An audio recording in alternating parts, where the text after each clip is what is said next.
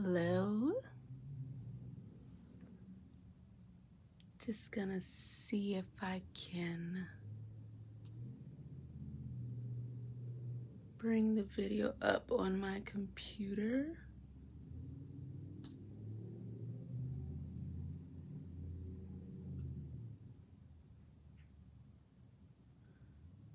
Let's see if I can. Oh, there goes someone. Jeanette. I see a name.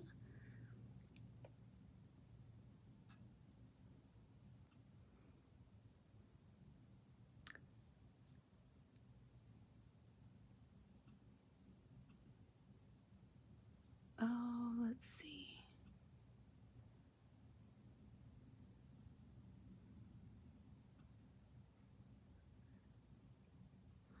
Hi, Jeanette. Angela, hello. Oh, I saw a like from Phoebe. Phoebe, are you on?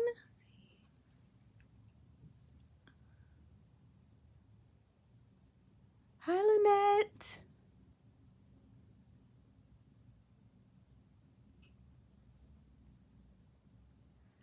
Thanks for stopping in, Laura. Hi, Phoebe. Isabella, hello. Since this is my first time doing a live here, I thought I'd show my face first before I got started.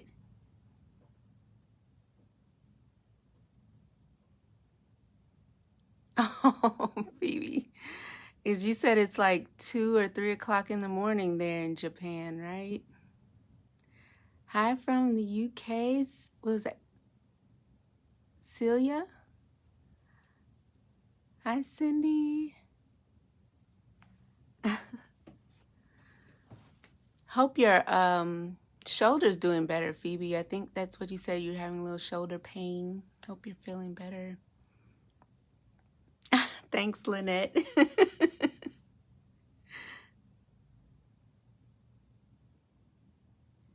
Isabella, you were in the other live. Yeah, I have about 30 plates.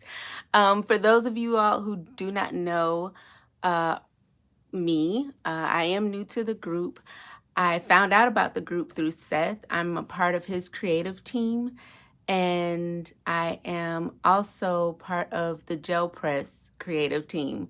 So I have a lot of gel plates. Even before I became a part of the creative team, I had a lot of gel plates. I bought a bunch of them with the intention of teaching classes in person this year, but we all know what happened with that. So I have a lot of plates stored up, and yeah, I love gel printing. I probably picked it up maybe 5 years ago, and it's just been I'm just super hyper focused on gel printing. It's just everything for me. I get to play with paint. I get to play with stencils. I have an extensive stencil collection. I consider myself a curator of stencils. Hi, Judith. And that's the other thing I do. I design stencils and cut them and sell them in my Etsy shop. So not only do I buy them all the time, but I also cut them, my own designs out of the stencil, the silhouette design store. So you see back there, I have 2 silhouette cameo 4s, and they're always going almost every day. And so I love using stencils on the gel plate, stamps, foam stamps. I love foam stamps.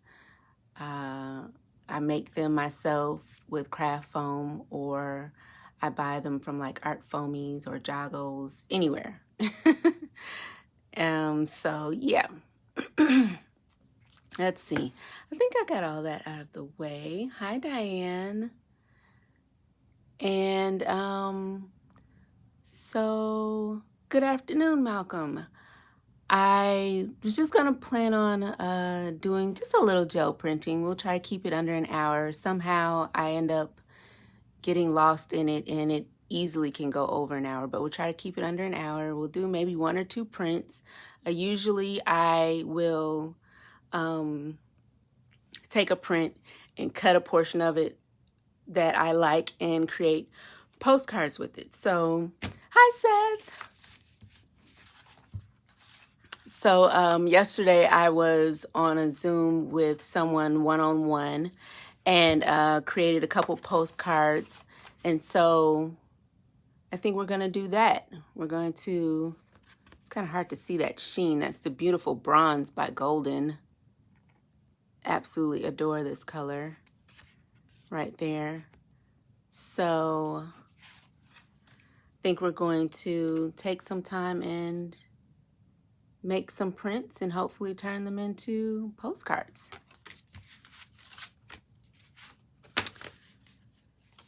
All right, so let me flip you around and we'll see how this goes.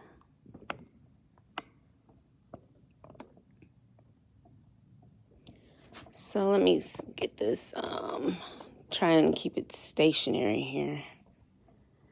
I got a new phone, and it's a lot heavier than the phone I used to have. So my mount is trying to rebel. Ooh. So I'm trying to somehow get this to stay.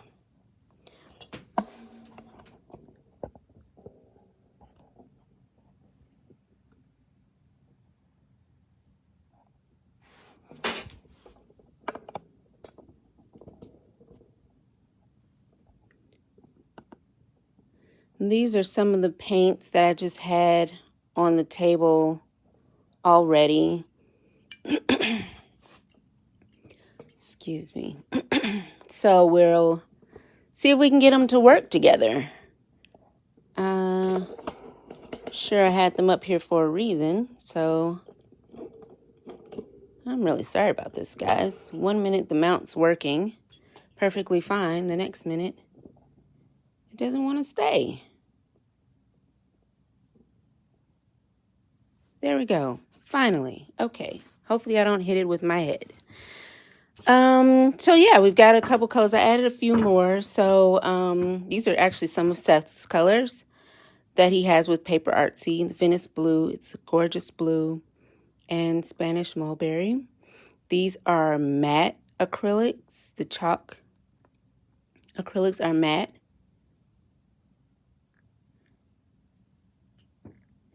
Oh, Malcolm, on a live yesterday with who? Jelly Arts or Gel Press? And then some of my other favorite colors. This is a favorite color, Morning Mist, Handmade Modern. This is a Target brand acrylic paint. And then, of course, I love my Blick Matte acrylics, and Payne's Gray is a staple on my table, no matter what brand it's in. But I do tend to gravitate towards the Blick Payne's Gray. Let's see what else. Unbleached titanium is also a staple. I tend not to, when I pull my prints, I tend to pull them either with unbleached titanium or every now and then the matte white by Blick. And then Naples yellow. I'm not a yellow person, but these are like my favorite yellows, like the Naples and bronze yellow or yellow ochre, which is very similar to this. So those are my favorite type of yellows. And then Iridescent Bronze by Golden is an absolute favorite. As you can see, I'm working my way through this tube. And what else do I have on here? I've got my plates. I usually work on the 5x7 plate. It's not recommended that you keep this plastic on, but that's just what I do. I also have it mounted on an acrylic block. You can find these at joggles.com in various sizes. Let's see. So that one, I need to clean off my 3x5 because I was using that yesterday. And then another 5x7. This is usually what's on my table. I print with one, use one as a palette, and then kind of rotate them out. So that's what you're gonna see today, me rotating through my plates. I cut some 8.5x11 paper in half, perfect size for the 5x7 plates. Keep that ready. And let's see. Stencils. I started trying to pull out some stencils. I have that one. This is one of my stencils, but I'm also going to pull out some of Seth's stencils. His ATC stencils are amazing. Perfect for adding little marks on your prints or any other project you might be working on. So let me see, I'm going to grab this one. And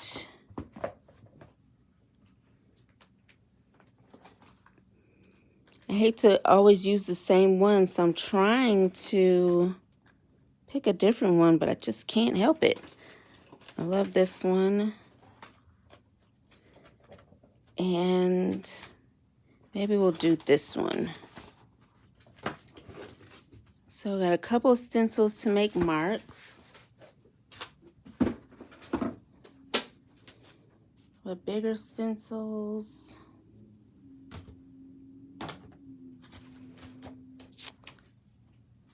Hi, Louise. I'm just getting started here.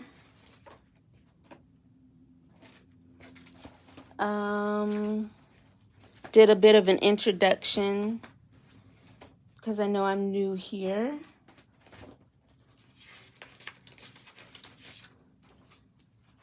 Pulling out a few stencils to work with. You know what? That's enough for the stencils. Let's take a look at some foam stamps. Let's pull out this roller.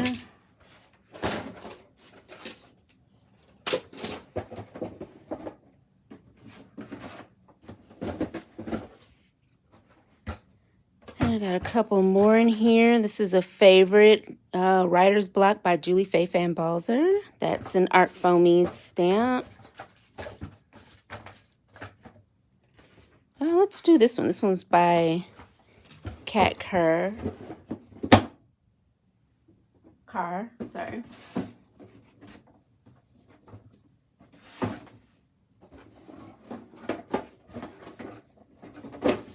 And we'll just work with that. I got a few other random stencils on the desk, so if I need more, you can never have enough, but I try to have some out so that I'm not looking around while the paint is on the plate and it ends up drying on me. So what I'm going to do is I will start off, I tend to layer the prints on the plate. So when I do that, I always start off with my darkest color normally first. So we'll do that. And the other benefit working with two plates is that you kind of are doing two prints at the same time if you think about where you're placing, like this is, I'm using this as a palette, but I'm placing it right here so that when I remove the paint from it,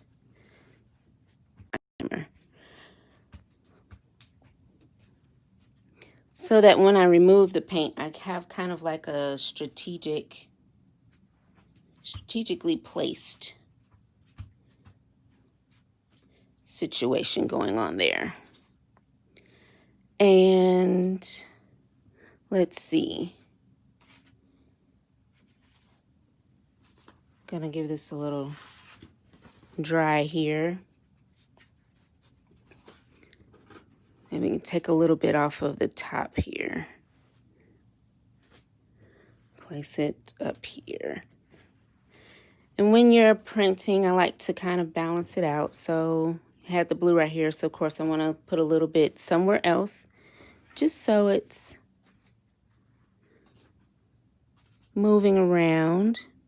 Let's take a little bit of this right here and put it over here.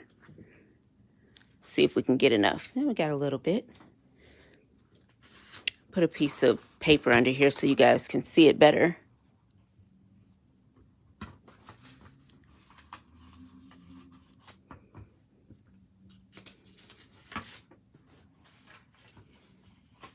There we go. You guys can see it better now. Hi, Pam. So we're going to have to let this dry. That's one of the downsides to building your layers on the plate. But, you know, if it's just a session where you're working by yourself, you just take time and go on to something else or look for some more stencils. But it really is worth it when you're building on the plate, because everything, once you pull it, all the layers are kind of like nice and blended in together. Let's see. Did I miss any comments?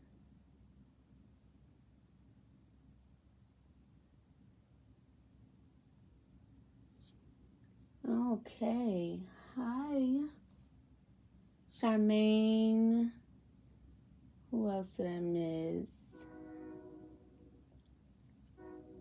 Hello, Penny. Yeah, Louise, these are acrylic blocks. So Jago sells them. You can find them in the hardware stores online, but usually they're in big sheets. So I'm told the hardware store will cut them. I personally have a maker lab in my area, and they have a laser cutter. So I would take my sheets to the maker lab and cut them there. But they're great for even, I think, let's see, I have up to my 8x10 plate on the acrylic blocks, and it just makes it easier because I like to flip it over and see, you know, what I have going on. And yeah, I love them. So let's see, what else do we have here? Let's take a darker color. Let's go with this blue, the Venice blue. It's a little lighter than the Payne's gray, so I'm working my way back up. And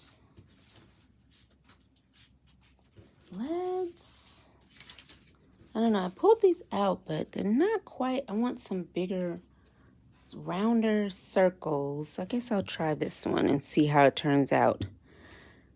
So I'm going to need another palette because, oh, let's do it like this. Let's do it over here and then stamp it over there. Yes, let's do that. So I'm going to just put a little bit on here. 12x14 block. Yeah, that, you probably could find a sheet that big. I think they come like 12x24. And if you can get the hardware store to cut that down to 14, that'd be great. I know that's probably what I would have to do for my 12x14 plate because the Maker Lab, the laser cutter only cuts up to, oh, well, it cuts 12x24. So yeah, I could do that. But unfortunately, it's still closed. So we got a little bit on there, not much. but we'll see how that works out. And that's on there. That's nice. So what I like to do also, sometimes it's nice to have that brush, the roller kind of shape going on there, but every now and then I will take my brayer and try to get some of those edges up. And if it's all dry and it's not moving, like that's completely dry, I'll put some more wet paint down in those areas and then pick it up. Probably should have done that with the white because I don't care about overusing the white paint. So just to clean up these spots just a little bit, I'm going to take a piece of deli paper and just pick that up. And the idea is the wet paint is going to adhere itself to the dried Payne's gray underneath. And I'll pull both of them up at the same time, therefore giving a more organic look to the Payne's gray that I put down.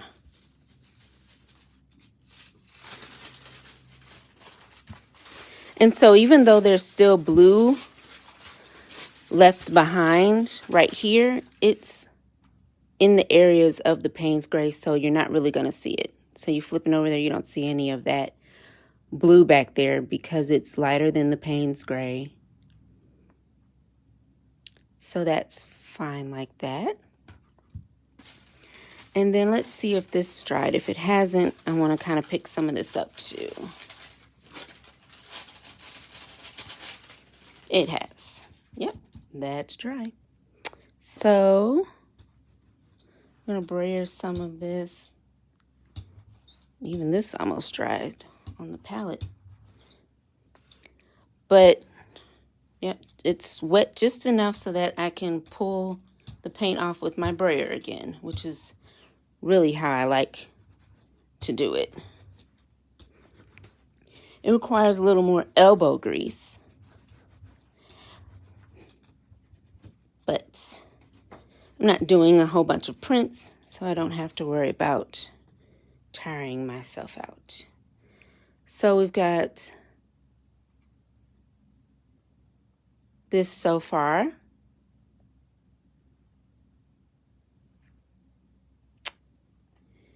And let's see, how do we want to spruce this up? Maybe some yellow. Let's do that. So I need to clean my palette off, or at least make sure this is dry. And then I'll put the yellow down on here.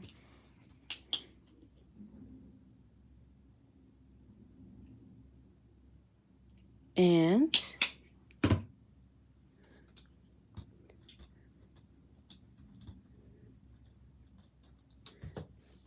I'm going to stamp this into it.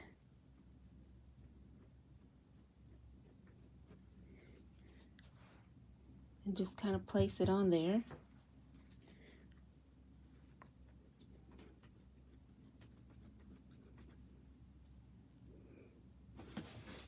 That out of the way for a sec.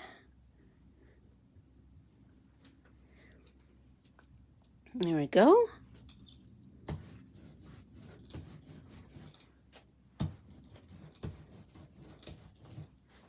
Just get a little bit of that paint off. I don't really clean my stencils.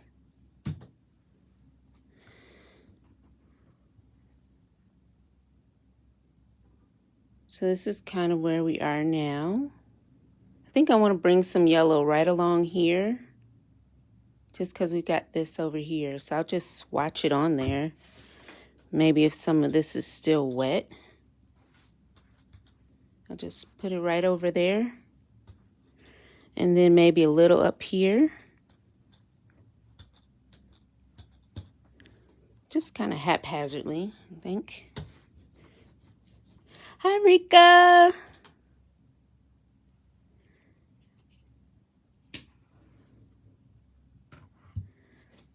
Hello, hello. So now we're going to let this dry a little bit. I haven't put any metallic on here. That's not me. So I think once we pull this, I'll come with the metallic over the top maybe. Just so it doesn't get overpowered by all the other colors. Thanks, Rika.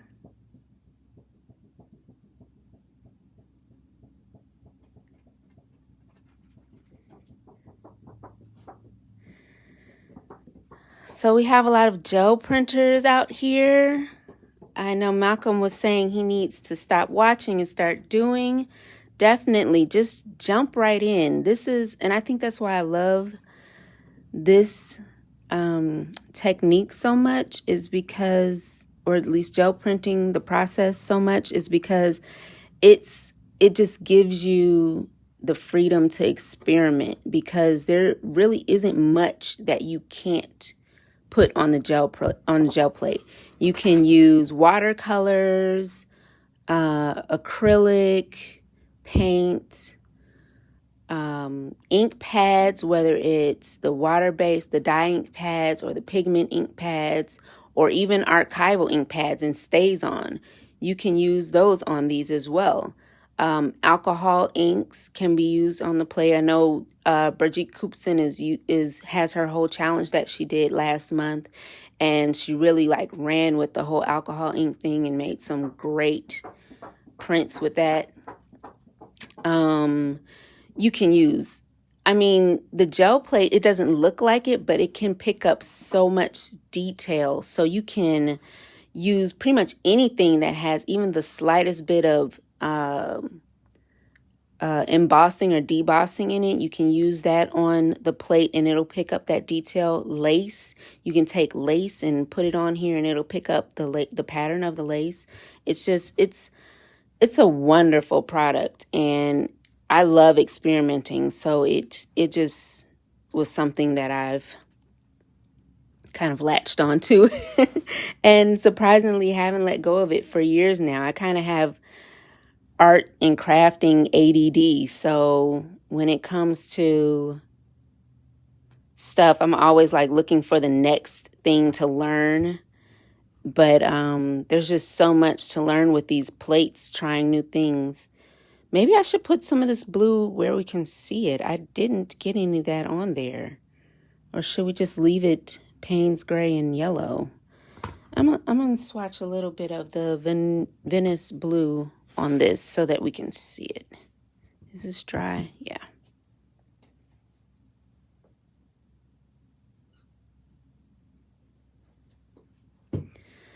And when I am printing, as you can see, I had paints already on the table.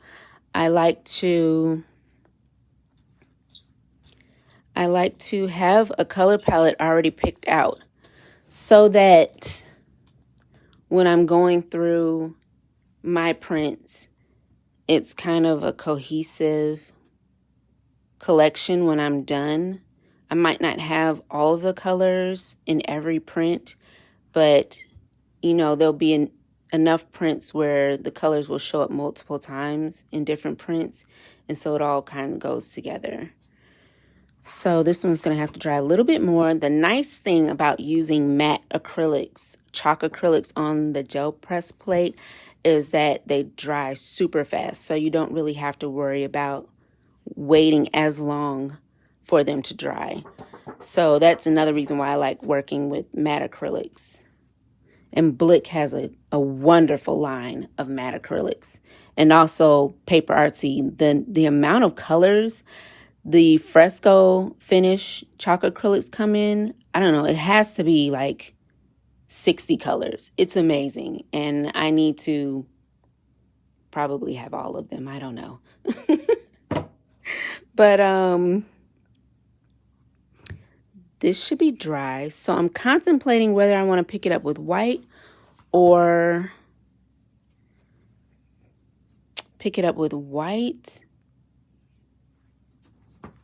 or unbleached titanium. I think I'm going to do white. So we're going to go for the pool here. You just need a thin layer. I'm running out of the whites, but I think this should be enough to take it over to the other plate.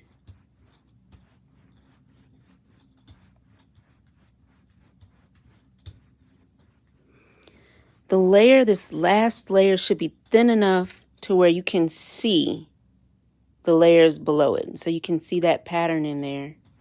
That's how thin this layer needs to be.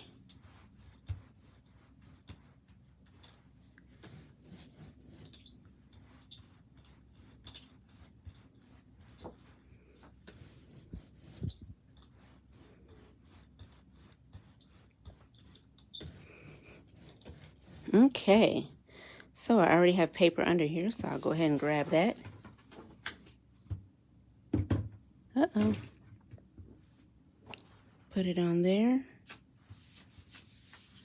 Doesn't matter if I get it centered because we'll be doing paper on here. We'll be doing postcards, so I'm going to cut it down anyway. So I'm making sure I get the edges. Sometimes, if I'm pulling the print and I want it as is, I'll intentionally avoid the edges. I'll just take my fingers and go right close to it, just so I can get those kind of grungy edges.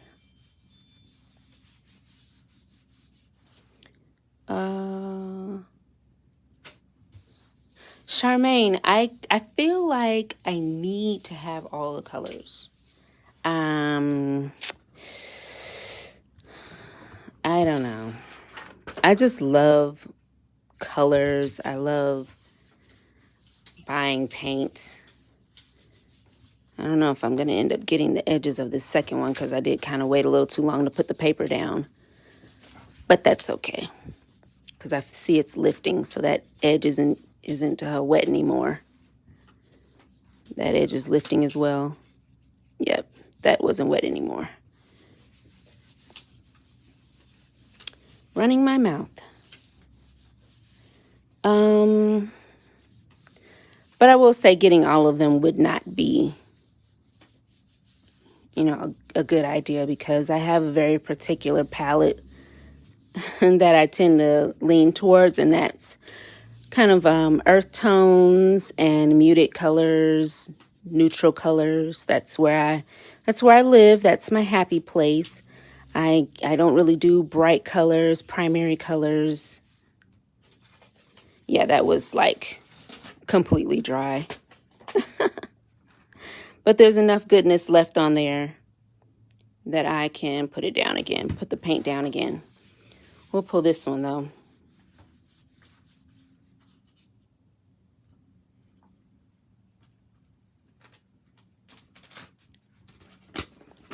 So that's that.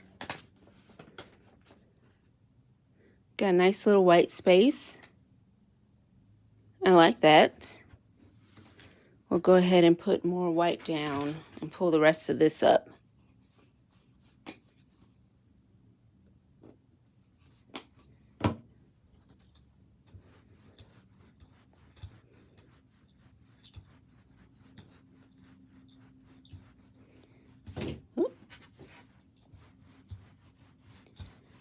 I was looking off away from the plate and it tried to get away from me. Just a tad bit more.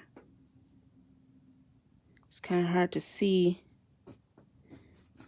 where I have paint because the white that was already down there.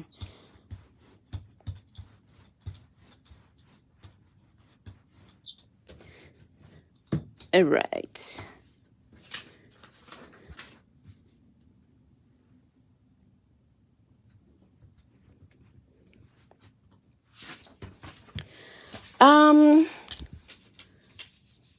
Is there such thing as too many layers? I want to say no. The only thing you have to be concerned with is how thick those layers are. If you're planning to put down a lot of layers, I would recommend they be very thin layers of paint. If possible, you want to not put full layers across the whole plate. You want to make sure you're spacing it out. If I have this swatch right here, my next layer, the swatch would probably be over here, because if I put it behind here, this is going to be thicker. If they're overlapping, this is going to be thicker than either side. So when you start layering even more, this is going to get thicker and thicker and thicker. And so when you're ready to pull all of it, it's a greater chance that this is not going to come up because it's just so much thicker than everything else. And then also you would keep in mind the paper. The more layers you have, the thicker the paper you probably want to use. So you're not trying to pull that up with deli paper. Okay, so that one, the Payne's Gray started to move, doing a little too much brayering because I had to put that second layer down, but that is okay. This one's nice. We're going to go with that. And let's try one more color combination. This doesn't have metallic on there, but I really like how that looks. So I think I might leave this alone. If anything, I think I might want a little more white in here. So let's see. If I were to put any more white, because I'm just thinking of cutting this into 2 postcards, but actually when I cut this into postcard, I think I might get this area right here. This looks like a sweet spot right there because it's going to be 4 by 6. So if I can, I want to get a little bit of this down here, but I really like that up there. You know what? Maybe, because you can always come in, even though I'm finished with this like here, I can always lay more paint down. Maybe some yellow up here, just so when I cut this out, I have a little bit. No, because then it'll cover the blue. I'm going to leave this. You know, leave good enough alone, right? So, this is one I made. The roller came like this. Got it from Hobby Lobby. The roller came like this. I pulled off all the little doggy paws. And then got some self-adhesive craft foam and cut some shapes out and stuck it on there. So this is a favorite now. So we'll do this. Let's take this. I think I'm going to go with these 2 colors, this and bronze.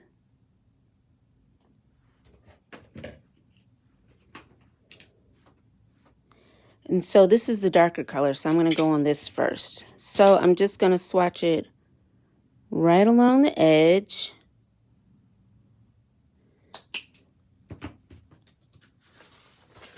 Get this out of the way so I don't ruin that print that we just did. Right along the edge here. This is a wonderful color. This is by Liquitex Red Oxide.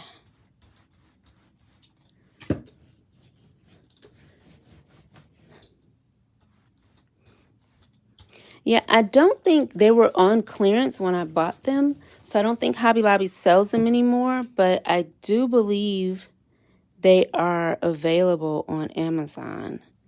So I'm going to be careful about rolling this so that I don't slide, because I want to go backwards just to get a little more up. There we go, perfect. So that's that shape.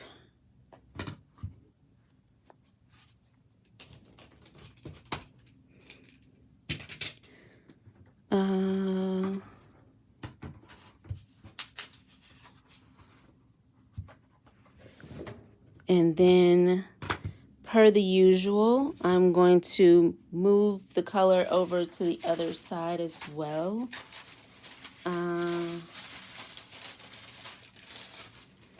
Let's just keep with the same stencil. There's nothing wrong with using one or two stencils, because with the postcards that I did here, this is all the same stencil. This design right here, and that design right there, and this design were all on the same stencil. So that's what's nice to get stencils that have a lot of pattern on them. That stencil is by Rebecca Mayer, I believe is how you pronounce her last name. And she is a designer with the Crafters Workshop. That stencil in particular is no longer available, but that's just kind of her style. So she has other stencils with the Crafters Workshop that are like that, where it'll have more than one pattern on there. And great to use.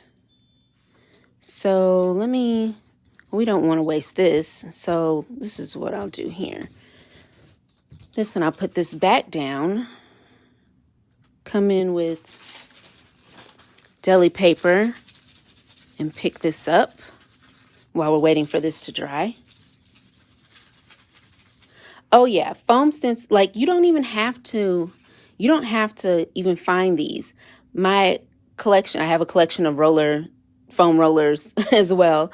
I take a paper towel roll, or actually, well, first you need a paint roller. Whether it's the long ones, what is that, like 4 or 6 inch, or the 2-inch ones. And when you have the paint roller, you just kind of have to find different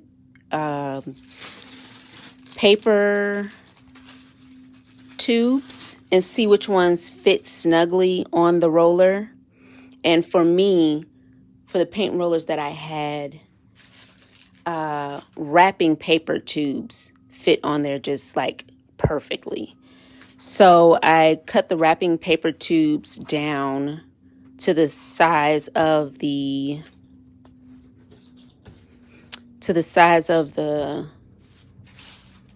paint roller, and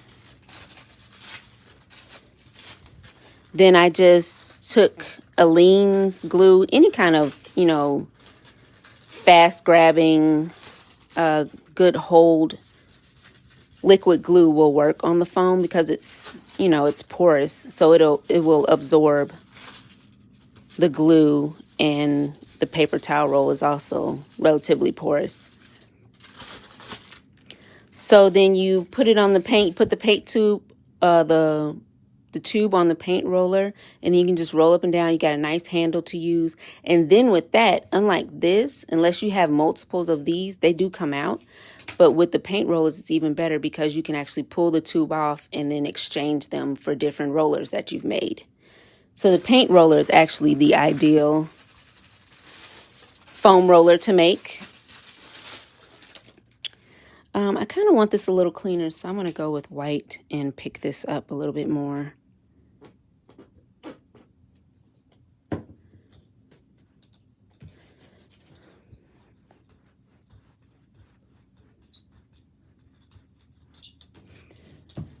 See if I can get this up. The red oxide,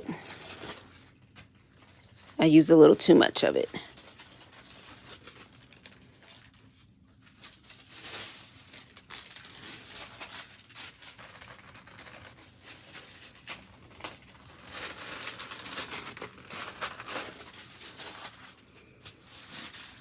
Yeah, so that's a fun way, and especially if you have the bigger plates, you can make the pattern go the whole length of the plate, which is easier sometimes to do with that than it is the stencils.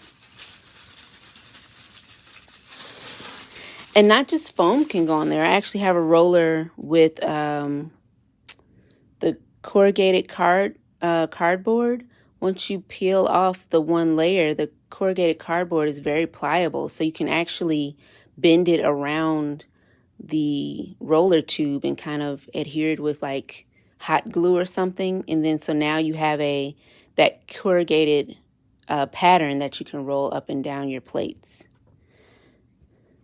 So this is this one. Okay. Where did we say we were going to go? We were going to do this. This is another darker color, so I'm not going to, go all over with it because then my print's going to get very dark, which I do like moody prints. That's what I call them. Those are my moody prints. But this time I'm going to keep it fairly moodless.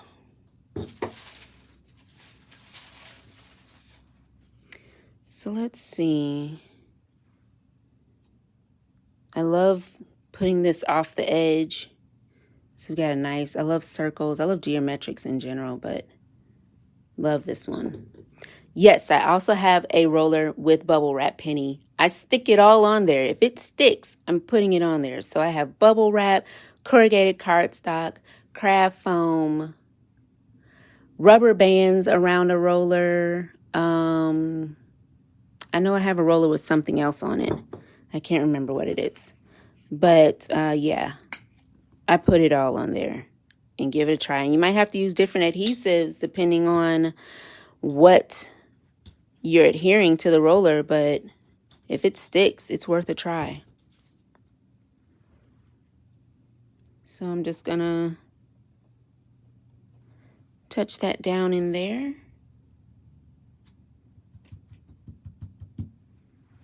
And then just kind of put it like that. We'll go over here. Down here. Love this stencil. This is one of Seth's ATC stencils. And I did put it on there backwards. So we'll make, that should come. Once you start having words on there, you kind of want to make them read correctly. But I've learned to kind of let that go.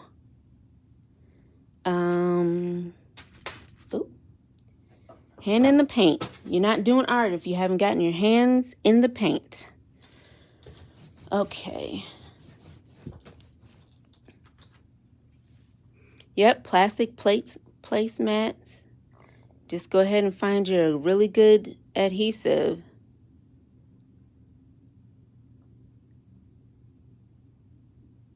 Just looking at the comments, making sure I'm not missing any. Get caught up in this. Next thing you know, you haven't said anything to anyone. So once again, I want to bring the color down a bit in here. Just a little swatch. Just to say, hi, I'm here. I wasn't a mistake. I meant to do that, but keep it organic, right? Now this hard edge, what I don't like is hard edges. So I'm going to try and get that up. See if it's still wet. Yep. Still a little wet, so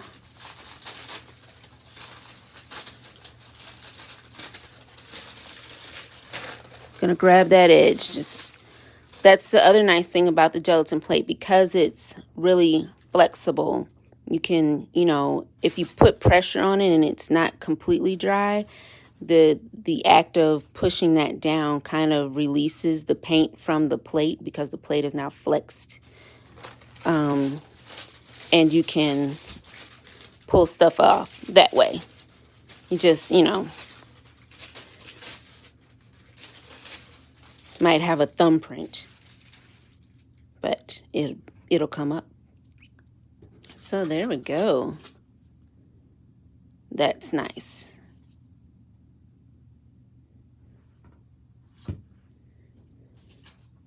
So what else? Love this. This is where I love, like, if I'm not going like muted and neutral, this is where I am. Ochres and oxides. Red oxide, yellow ochre, bronze yellow. Love these colors.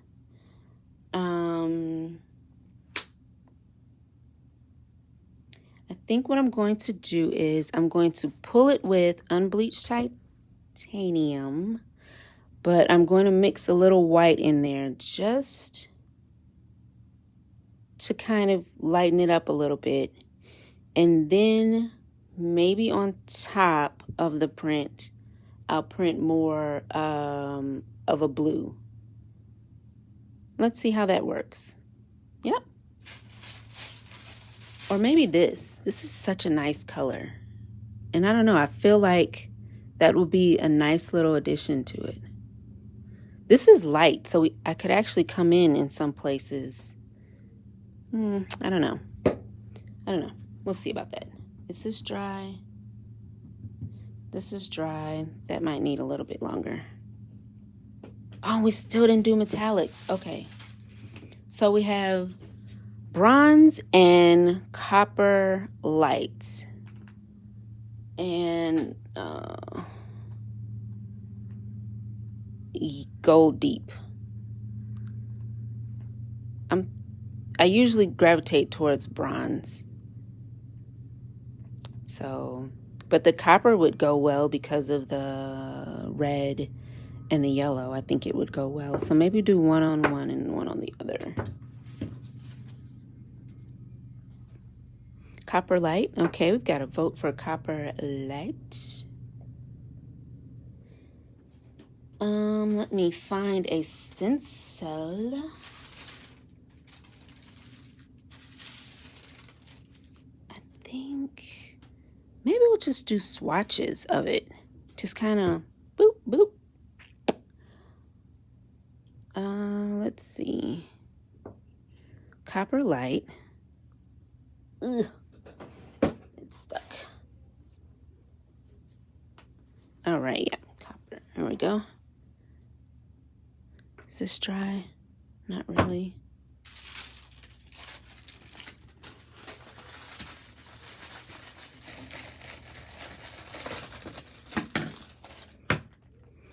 So I pulled up many, many layers. Look at that. Isn't that amazing?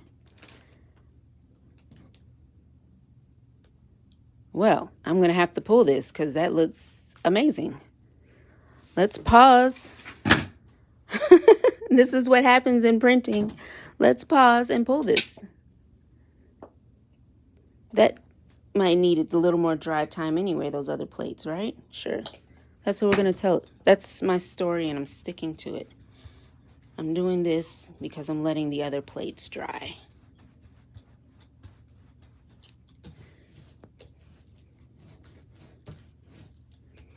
So, I kind of want to just pull it on a postcard, but there's not much to it, so I'll just pull it on a piece of paper and we'll see what we can do, what I can do with it later. You know, show of hands, how many prints we put off to the side to kind of spruce up later. I'm glad you're enjoying it, Malcolm. You know, it took a while for me to get used to doing lives, whether it's here or on other platforms, because it felt weird talking to myself. But, you know, I got used to it after a while because I'm like, you know what, just talk out your process. Because I was kind of making the assumption that everyone kind of knew the process. But I know that's not the case now.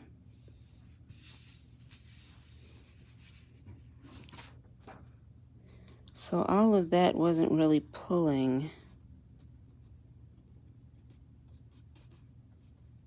But that's okay, because I didn't really know what I wanted to do with it. I just didn't want to lose all this yumminess. The paint's just so thick. Like, this isn't my paper peeling. This is just the paint's just so thick that it doesn't want to all come up. And that's the whole thing I was talking about when you're layering. Like, there's a lot of paint on here, and I'm still able to pull it up. But when I was using this as a palette, I was like maybe focusing on one area. So one area was a lot thicker than the other areas. So you kind of take the chance of not being able to pull all that up. But if I had been patient enough and probably have let the paper sit overnight or whatever, then it might have all come up. But oh my goodness, look at that.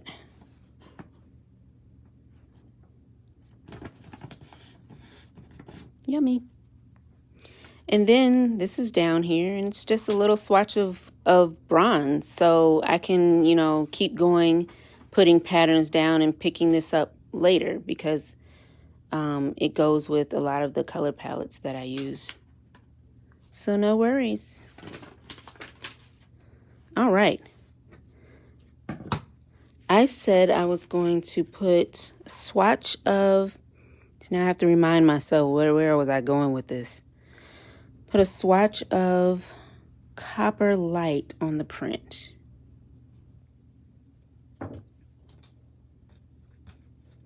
Just a swatch. And so my brayer's a lot wider, so I want to keep going back and forth in the same place so I can have a controlled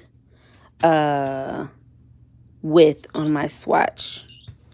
So I'm just gonna, you know, go right here and right there, maybe a little bit down here. Let's go over here maybe.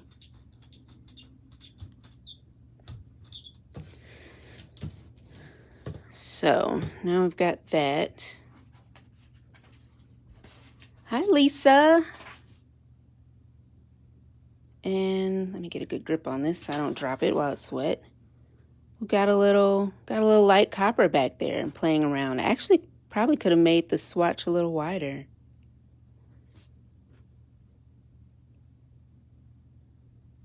What's this over here? Oh, that's yellow. That's the yellow.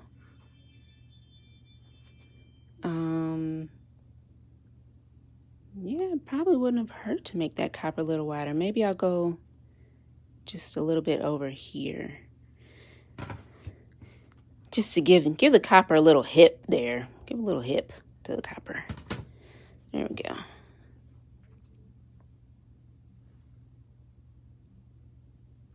Nothing wrong with the little swatch, but can add a little bit more to it. Just a little bit, just a light little touch right there.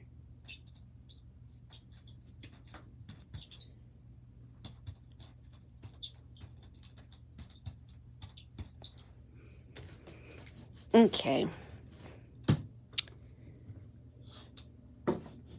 Let's see.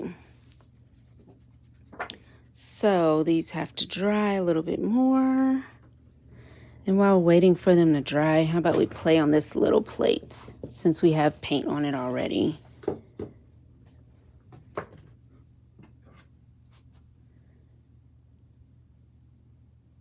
Gold.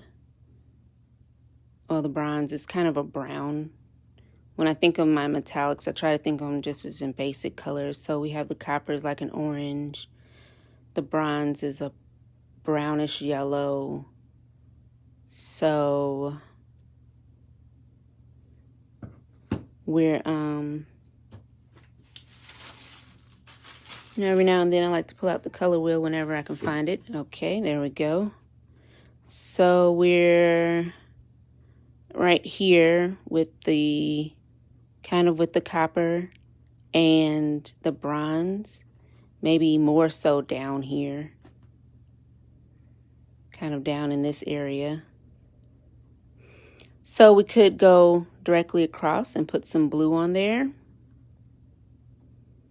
or even purple and green. Green, that's kind of risky. I don't pull out green a whole lot. And I actually was looking for the green I like, which is Olive by Dina Wakley. And I couldn't find it. So I think we'll go back to the blues here.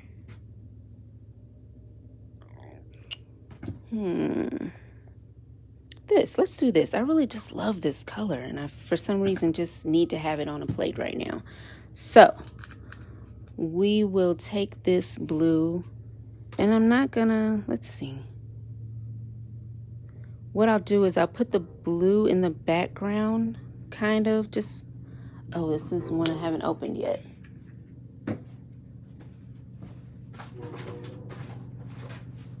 Here's my other one. For a while, it was kind of hard to find them, so when I saw it in the store, I grabbed one.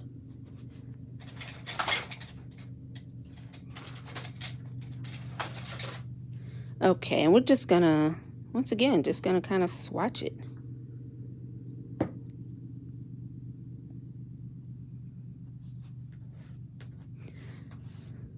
I don't know, what is my time looking like, guys? I said I was gonna try to keep it under an hour, but that's so hard to do when you're printing, because one print leads into the other. What I'll do is I'll go wide with it and then pull some of it away with deli paper. Instead of trying to control my brayer, I'll just brayer it all on there and pick it up. It's much easier that way.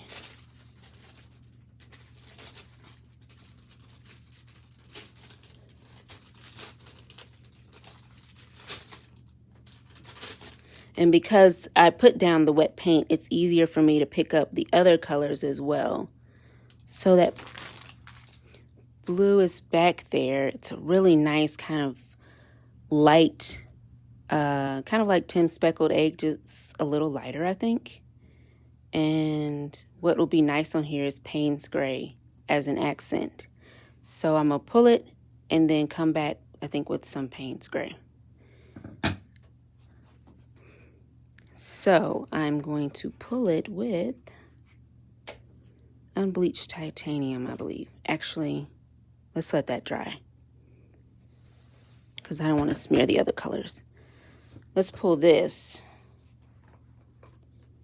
first. Doop, doop.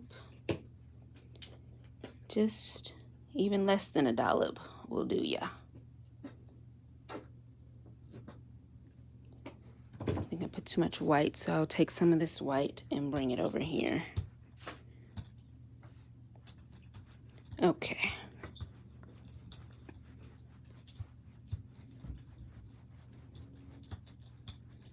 We're just moving. You really want to be good about finding what the right amount of paint is, because you don't want to brayer more than you need to, because after a while you're going to start moving the paint underneath it, and the patterns of the layers below will become kind of hazy. You'll lose that the sharpness of the lines that you had in those patterns. So I'm pressing my luck here with all this brayering I'm doing, but some colors move more than others. Like that Payne's Gray, it really likes to move when you brayer too much. White paper everywhere. I can't see where I'm stamping this. Okay.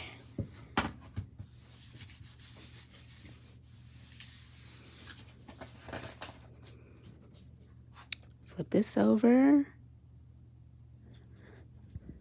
So right now it's very monochromatic, and we're going to come in with the Payne's Gray and break it up.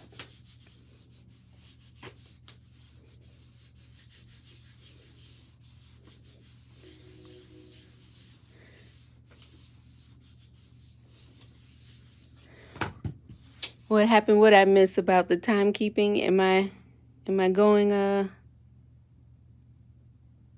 I've only been on 2 minutes. Great. Yes, I got 58 more to go. All right, let's go, guys. I'm doing good.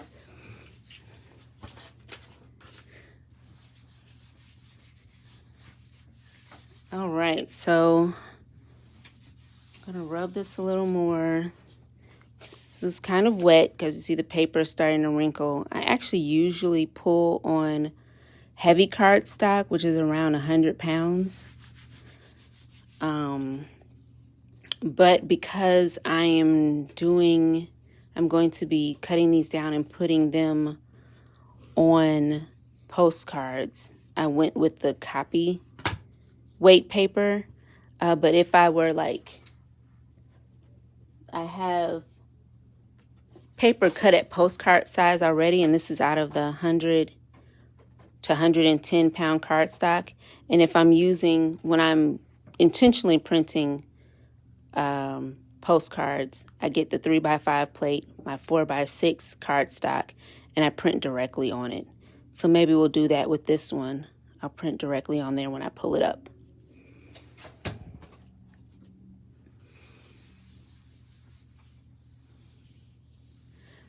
Penny, I haven't made it into washi tape. I actually have a huge pile of deli paper that has paint on it like this, where it's just random stuff, and it's just piled up in drawers, and that was plural, drawers of painted papers, whether cardstock, deli, copy paper. And I haven't done anything really with it yet. At one point, I was wrapping orders in the deli paper, printed like this. So that's how I was using some of them. But no, I haven't done washi tape with it. Although I have bought the double-sided tape to make washi tape with it. Just haven't gotten around to it. All right. So I think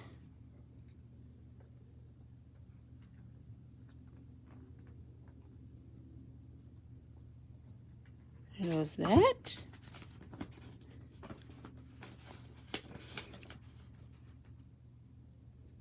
Edge of that was still wet. So it's actually kind of like this side better than that side.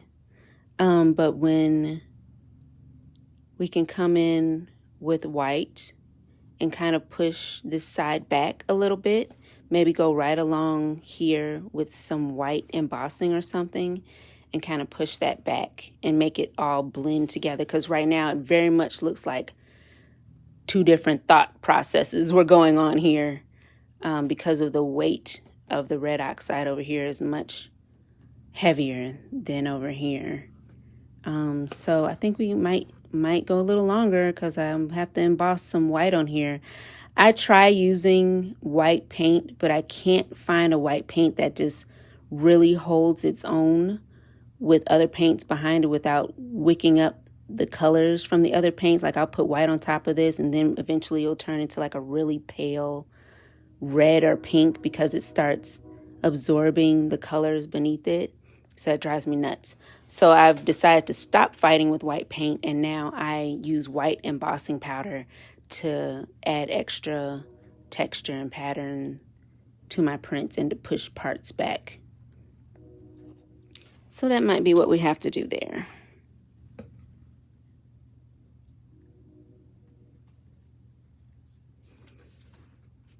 Okay.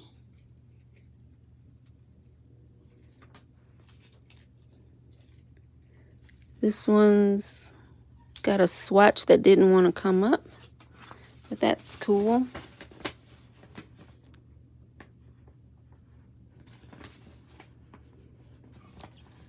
So the copper light looks nice in the background there. Like I said, you kind of have to think of the metallics of the color they are when they're not shining in the light, and copper light is like an orange. So when you're putting it with other colors, you have to think of it as an orange. So the orange, red, yellow goes together. And then when you tilt it into the sun or the light, then you get that metallic that you're really going for. So we're going to come in with more Payne's Gray. We've got some in there already. But we're going to finish these up. So make some room here. Get this last pull. I think I want to go with something lighter than unbleached titanium. maybe Dina Wakley's Buff.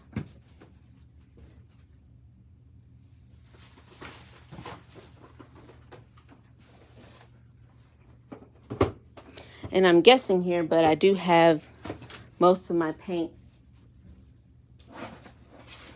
swatched out. So when I'm thinking about looking for a lighter, see, this is what I'm working with right now, and that's a little too dark. I think it's going to make this just too dark. So I'm going to go with something a little lighter, which is Dina Wakley's Buff. It's much lighter.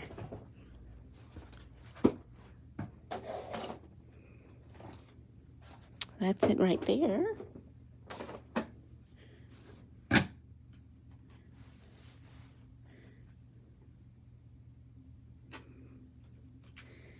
And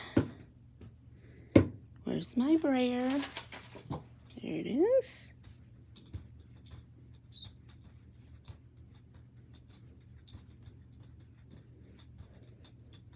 Probably should have shaken that up a bit. Looks like it's been sitting too long. So here we go. Kind of line that up there.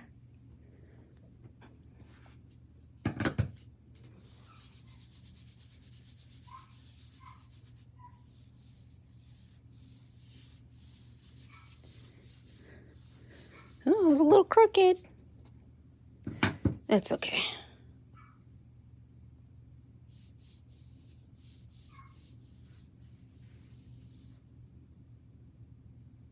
Oh, just looking at the comments. Yeah, I love using deli paper as wrapping paper for things. I don't have any printed right now, and I just used the last one, but I actually print on deli paper. I will adhere it to a piece of copy paper with a repositionable glue stick, and I'll send it through the printer and print. Like this last time, I printed a 1858 map of Chicago onto the deli paper, and I wrapped one of my orders in it. And I just used the last one. That would have been nice to show you, but yeah, even like this, I just, fold it up and stuff, wrap little bits. If I'm sending like ephemera or something, I might make it envelope style and just,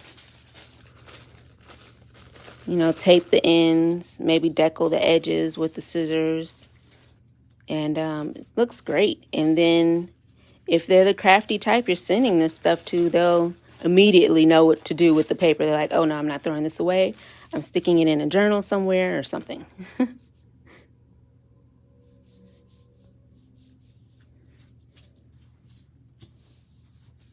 Okay, so I think we're pretty good to go. Some of those sections, it didn't come up initially because it was so thick. So we're going to have to, I think instead of crossing our fingers, let's just let this sit a little longer so that all the layers adhere together. That last layer is kind of like a glue. So you have to give it time to stick to the layers beneath it and for it to stick to the paper you're pulling with. So you can never let this sit too long, especially if you have a full layer of paint on the plate and you're using a thick paper. You don't have to worry about the paper sticking and ripping most times unless it's just really wet. So I could leave this overnight and pull it. I've pulled paper off of a plate days later. So we can just let this sit a little longer, just to make sure we get all the goodness. So we said we were going to come in with Payne's Gray. Or no, white. White. So got some white embossing powder. Didn't plan for this, so give me a second to get the embossing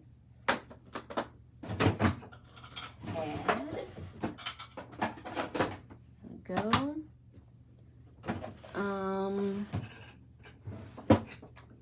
And then something to go across it. What do I want? The pattern I want to go across here.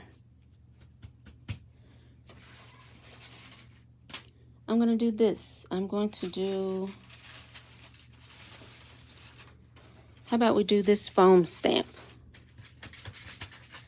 Foam stamps are pretty durable. I don't clean mine, so I don't know how the acrylic that's dried on here is going to work, but you never know. First thing I'm going to do, I'm not sure where my anti-static tool is, but we'll dry it.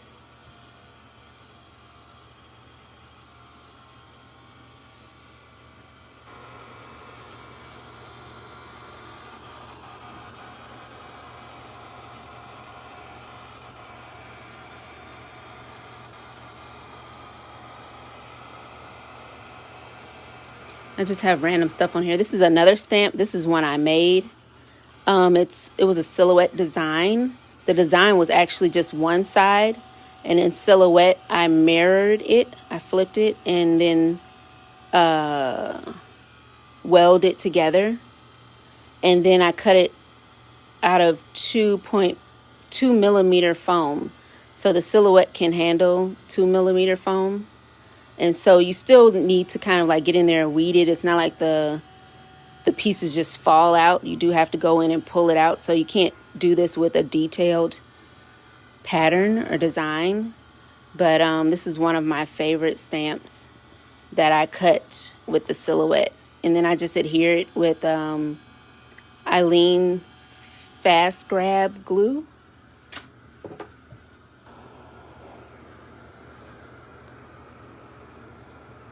Okay, I think that's good enough. Get any hotter, it's gonna melt the embossing powder before I can get going. Okay, so we're just gonna see how this works, guys. This is a first for me. I've never embossed with a foam stamp, but I don't see why it shouldn't work. This is slow drying embossing ink, so I think it'll work. Just get a good amount on there, and I think we're gonna have to do 2 just to get along the whole length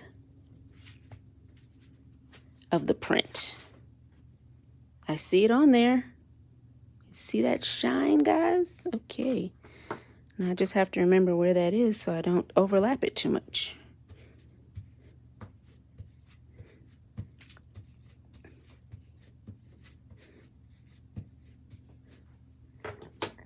Okay, where were we? Right about there, so we're gonna go right here. Oops, sorry. I was trying to lean into this stamp and really get it to and to press on there and hit you with my shoulder. All right, got a nice shine there. You guys see it? Yes. Okay, this paper might not be big enough. Here we go.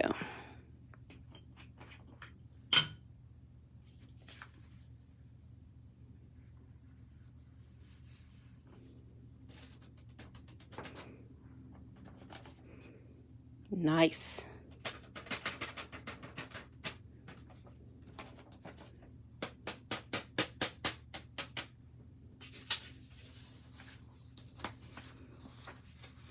Whoop.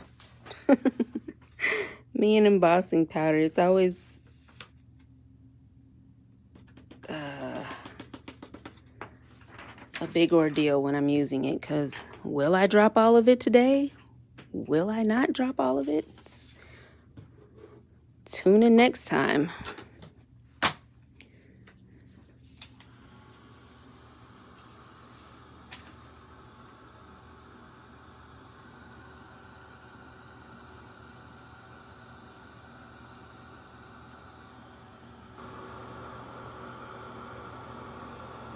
There we go.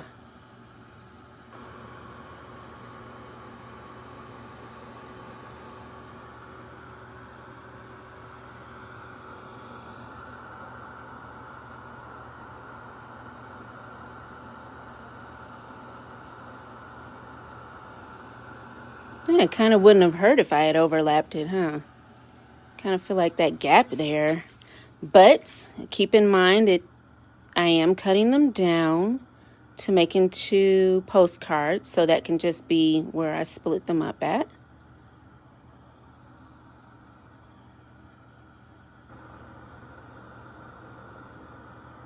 Yeah, like I'm over trying to use white over paint and like really being a stark white. So embossing powder is like my go-to now. Missing some spots here. I can feel the embossing powder on my hand, so. And it even looks nice like when you cut it, if you get the white part, because the white on white looks nice too. I love that. So that's another thing you can do with deli paper. Emboss deli paper with white. And then once you adhere it to whatever surface you're working on, the deli paper will become relatively translucent, and all you'll see is that white part on there. So for you people who like to plan ahead, or like to, already have stuff together and you just want to collage it, you can pre-stamp deli paper and emboss it and then come back to it later and collage it into stuff. I love this class. I keep getting that often. I'm an introvert, and so it just surprises me how much I can talk when it comes to this kind of stuff. And I guess, yeah, I'm talking so much that I'm like turning it into a class. I guess that's everything. I think it's all dry. I think I hit everything. Yeah, so look at that, guys. Okay, I'm really loving this, so I'm just kind of like, forget you, but we can come back to that later. So we've got this. So it's nice to even do the white embossing even over this, because even though this is white, it's still kind of got a blue haze behind it. So if we were to emboss white on top of this, kind of like repeat the pattern, if we were to come over here and emboss this writer's block on this side, I think that might look nice. What the heck? Why not, guys? You said I have about 50 minutes left, right? Okay.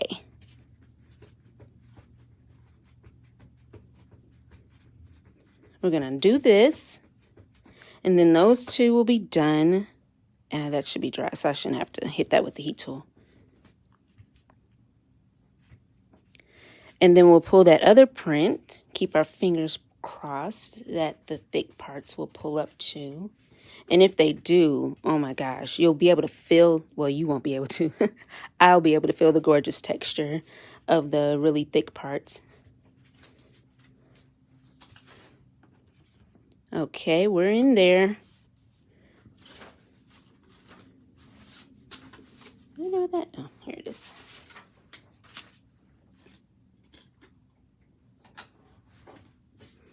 This white embossing powder.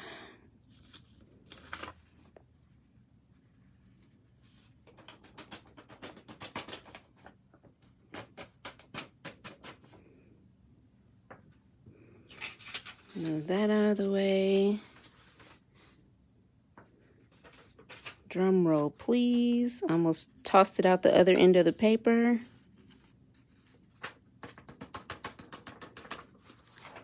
Please tell me I'm not the only one who's done that before.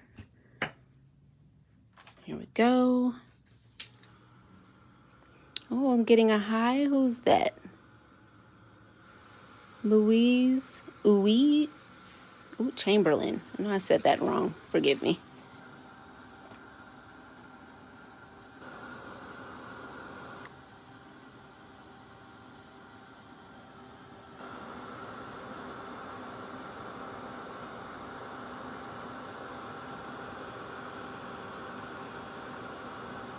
There we go.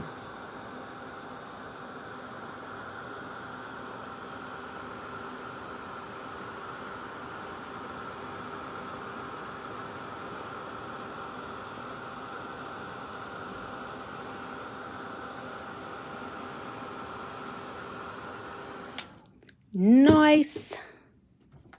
Love it. And it would even look nice over the yellow.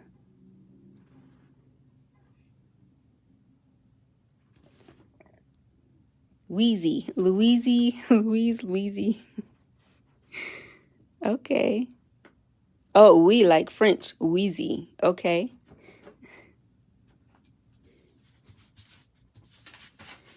All right.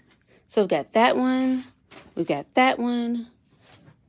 And we're going to try and pull this one. Here we go.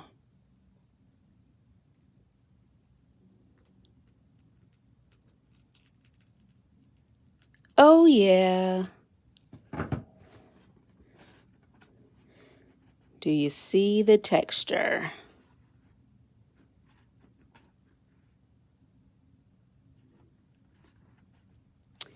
The blue looks great with these, guys.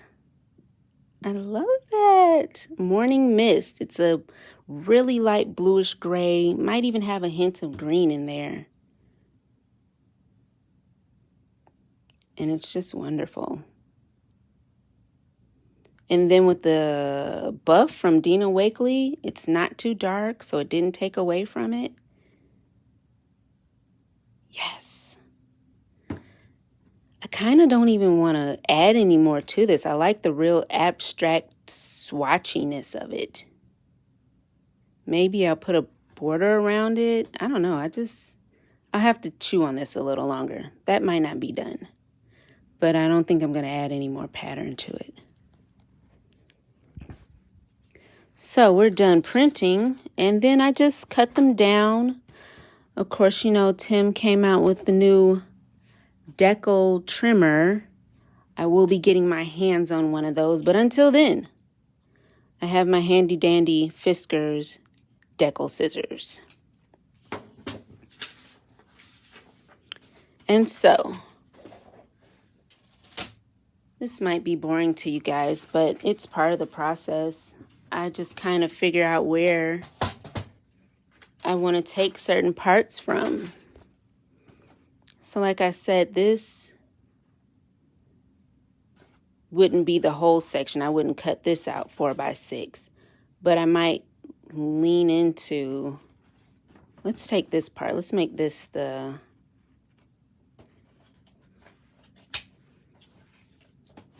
main, let's see. This is at 4. And I just love the embossing on white. I kind of want to leave that in there. Just a little slither of it. So 4x6, we're cutting around 3. So I want some of that white in there. So I'll put the 3 mark, and I need room for my decal edging. So we'll cut it right about there.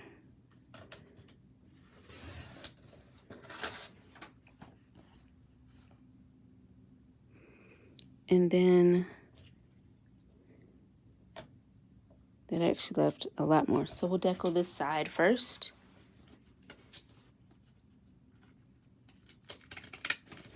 And the trick with these scissors is don't try cutting all the way to the edge right here. Just cut about 3/4 of the way down. And then repeat.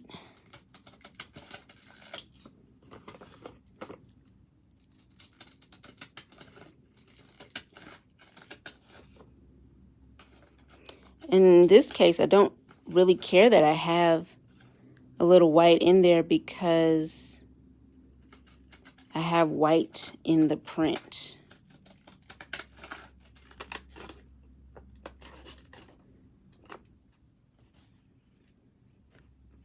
Look at that, guys. Look what we made.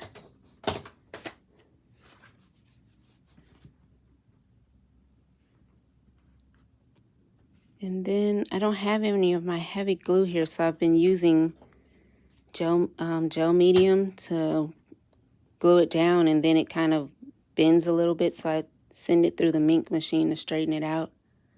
Love that. It is, Seth. It's all in the crop. So I saw someone said use the middle area, so we can do that here. We can keep this middle area and kind of doing it at 3.5 will give me a little allowance for my deckling. And then this is, don't throw this away, guys, because this is perfect all by itself too. Everyone's special here, even the little edgy bits.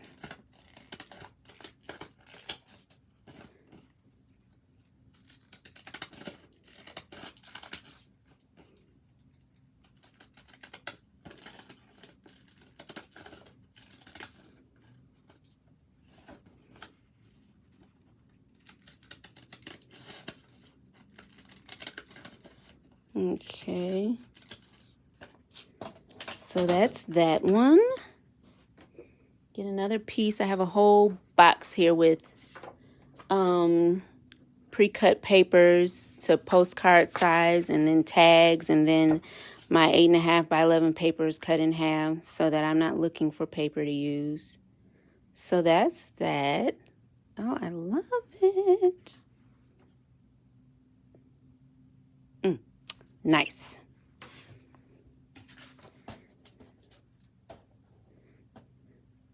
And then we have this one.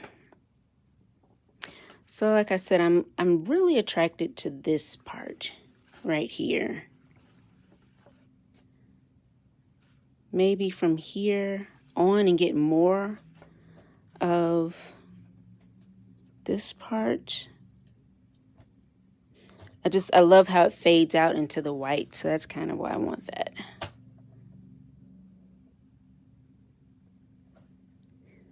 But just to, because I have the blue over here, I want to get a little bit of the blue in the cut, just to kind of move your eye around there. So we've got that. Hopefully I can get everything within the 3. Yep. So we're going to go a little longer than 3.25 for the decal allowance.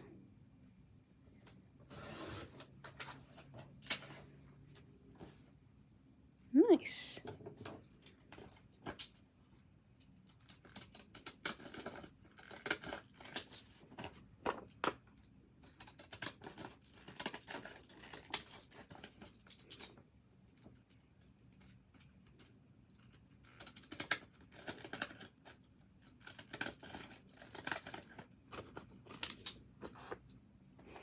Oh no, B. Well, fortunately, I think it's going to be on replay. I know you came right at the good part where, you know, all the printing is done and you just get to see the fun results of what we kind of put together here. I'll just go ahead and I'll just cut this one by hand. And it can be a 4th one, even though for me, it's a little busy. I'm a fan of white space. I didn't measure this. I don't know how much space I have. We got to keep it at around 3. Okay, so I'm going to get a little, just a tad bit of white space in there probably. But because it's deckled, it doesn't matter.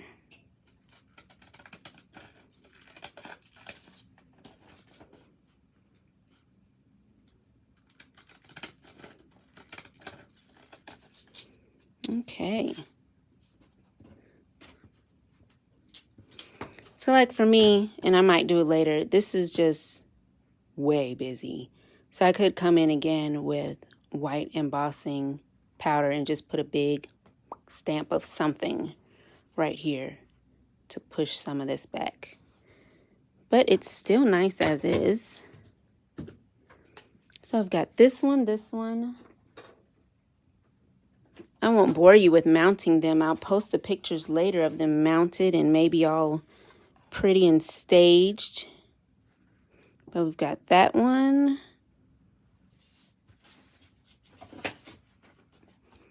This one. And then these, which could also go on and have kind of like a light craft paper. So that looks nice too. That really makes the white pop, putting it on the craft paper.